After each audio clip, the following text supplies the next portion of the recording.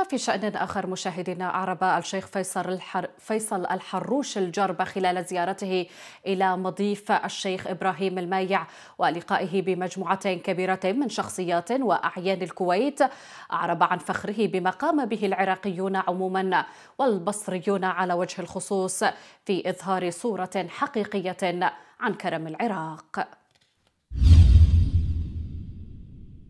أشكر عشيرة وحدة وحيدة، أشكر الكويت جميعا، من بدو من حاضر من جميع طوائف من جميع العشائر، وعلى رأسهم الحكومة، هذه الحكومة المباركة اللي تاريخها مشرف. أسرة الصباح من الأسر اللي له تاريخ مشرف، مع احترامي إلى الأسر دول الخليج، إذا سعود وإذا البحرين وإذا الهيان، هذه أسر عريقة وله تاريخ مشرف. أسرة الصباح أسرة فعل وتواضع.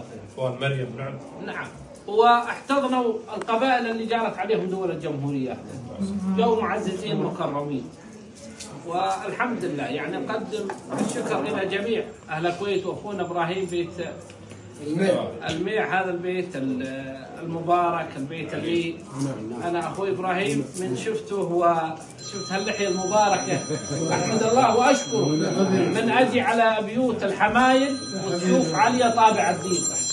احنا ما لنا عز إلا بالإسلام، ما في شك، ولا لنا عز إلا بالإسلام. أنت راعي الفضل اللي جمعتنا مع الوجه الغالي.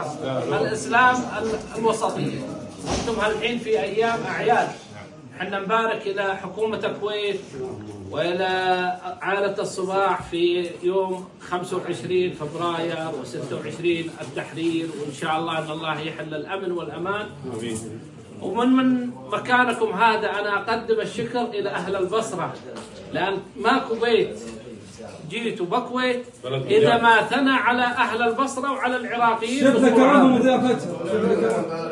العراقيين بصورة عامة، وعلى رأسهم الحكومة العراقية والموجودين على سدة الحكم. نقدم لهم الشكر لأنهم مسونا، خلونا نفتخر. يعني كل بيت ندخله يقول أهل البصرة تعاملوا معنا، هو مو بس أهل البصرة، أهل العراق، نقول كل العراقيين. يقول من الطفل، من اللي يبيع بأبسط حاجة إلى أعلى مستوى بالمهن، بالشوارع، بمحطات الوقود، بأي مكان.